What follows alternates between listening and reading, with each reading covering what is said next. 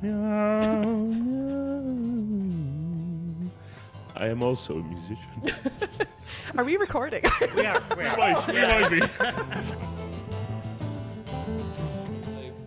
Feel with that is that we're then going into the demonization of money, and that's a problem for me. Sure.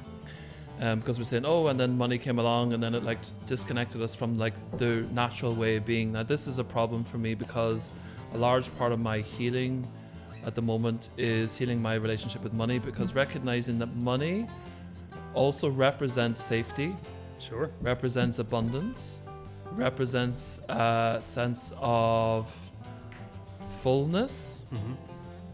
So for me, that also speaks to the trauma of what we experienced in colonial times.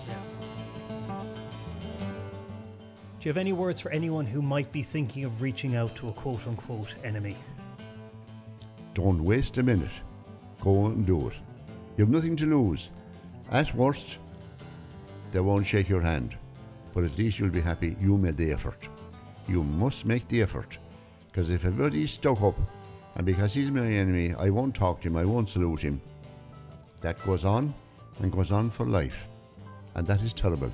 I would hate to face my God, having been as I was as a young Republican man, and I can face my God in confidence now. I think he'll say, you know, you weren't too bad. You made an effort.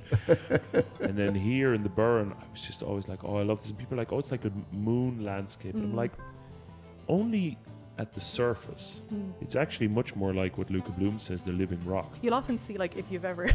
one of my stupid hobbies is, like, reading TripAdvisor reviews. So if you see people 1-star reviews on the Burren, nothing there. It's like, if anything, the Burren rewards observation so much because it's so bleak, but on the ground level, you can even see, like, the little kind of grikes in the rocks are, like, pots for plants. Like, there's, like...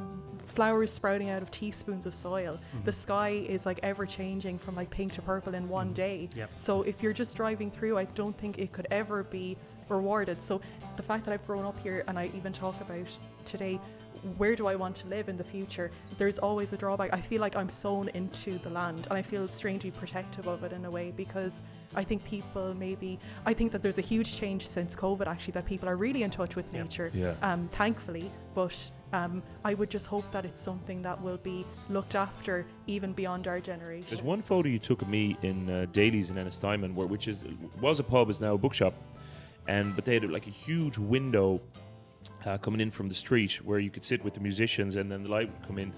And there's the one photo where I'm kind of smiling to myself playing, and the light cuts across my face, and I'm like, oh, this is going to be terrible. I just realized it's nearly like...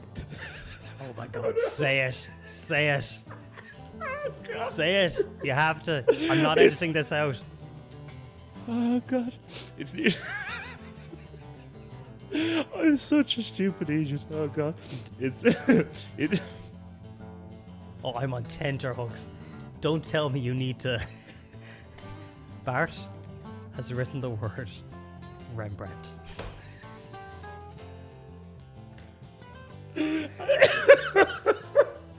Oh God, the arrogance. I'm a big fan of yours, Bart, but I think there are levels to artistry, and neither of us. You should know. I will gently rise and softly call. And I'm like, I think the scary thing is when you bring the head into the heart, right? Because the head knows that for a heart to beat requires an investment of energy, and there's no such thing as a perpetual motion machine. So eventually, you know, the anything that will moves eventually stops. This is what physics and engineering tells us. You know, this is what entropy tells us. The sun will burn out and die. Everything comes to an end. But what your heart tells you is, it doesn't. Exactly. Something keeps going. The heart keeps going, and everything's in constant decline, but we're still fucking here, and there's still like candles in the darkness, and there's still stars burning in the sky, and there's still hearts beating in people's chests. And beautiful. Even though it does require a constant investment of energy, and even though the whole universe is moving towards entropic, homogeneous silence, possibly it doesn't get there. It doesn't get there. People keep making music. People keep banging on drums. People keep singing songs.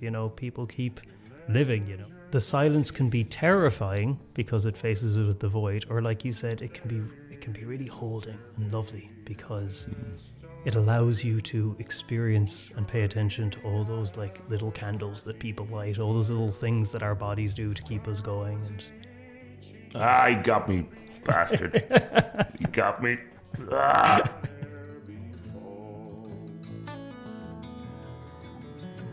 And gently rise and softly go.